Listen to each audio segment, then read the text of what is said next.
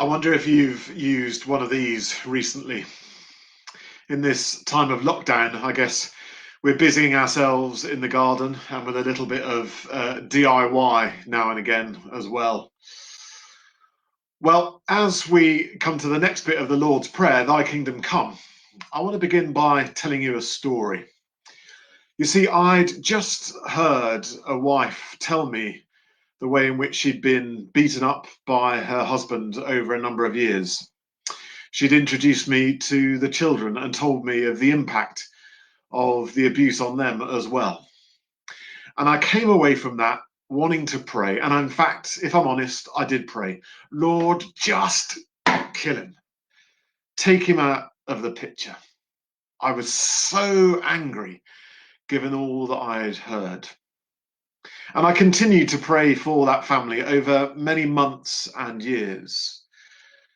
And my prayer for many weeks and many months was, Lord, just take him out, because I was so angry. When we pray into all kinds of situations. Some of them when we're rejoicing, some of them when we're despairing, like that wife and mother in that real story I've just told you about. What does it mean to pray, Thy kingdom come? In our society, we're used to punishment, meaning this kind of thing, of punishing people when they do wrong. When we pray, Thy kingdom come, it's more than just about this kind of punishment for wrongdoing. Actually, what we're praying is for God's reality to completely envelop, to take over our reality. And that brings with it something much more profound than just this kind of judgment, than just that kind of punishment.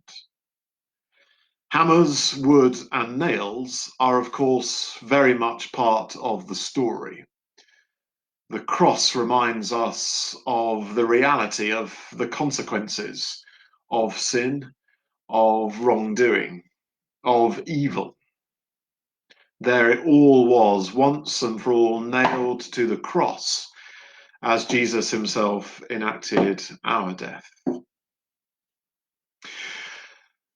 What I came to realize was praying for endings, for death, was to sell God short of what he's able to do.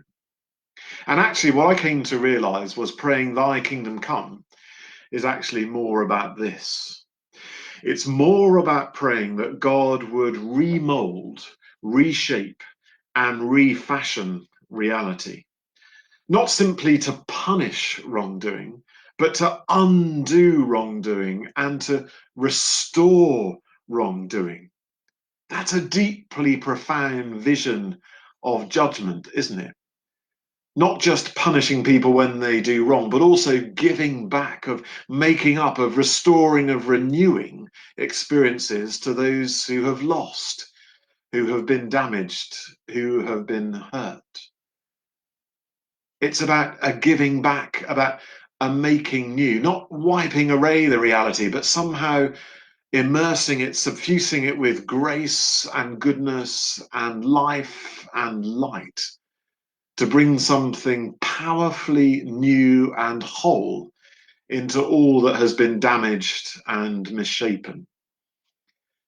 And if you're the kind of person that does wrong, don't think that that means there is no punishment. What greater punishment is there than everything that you've tried to do and work towards being undone, as if you didn't exist? There is real judgment there, just as there was real punishment on the cross. But what a gift and a glory as we pray, Thy kingdom come, to know that that's what God's judgment includes, a reshaping, a refashioning, and a remodeling. And so back to my story of that man for whose death I prayed. He's still alive, that man, and actually so much more alive than when I first heard his story.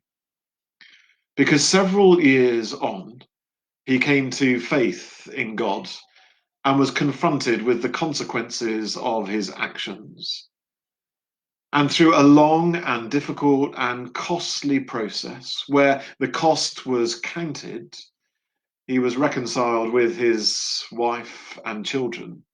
And they began ever so tentatively recognizing the boundaries that needed to be in place, and with the support of people around them, and the love and care to keep the wife and the children safe, began to refashion new relationships and a new sense of what it might mean to be family. Kill him, Lord, was an easy prayer. It was a genuine prayer, but it was only about punishment and endings.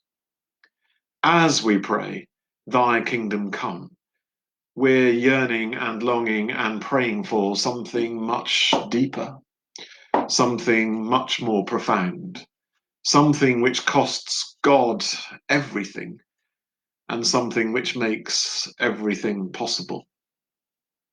Just as with that story, there are no easy answers, no simple ways forward. And yet, as that story reminds us, there is always hope. There is always the potential and the promise for something new. Thy kingdom come? Well, let's put away the hammers and let's long for and seek after the moulding and refashioning of ourselves, of those around us, of the whole of creation, until God's kingdom, God's reality, envelops it all, until Christ himself is all in all. Our Father, who art in heaven, hallowed be thy name. Thy kingdom come.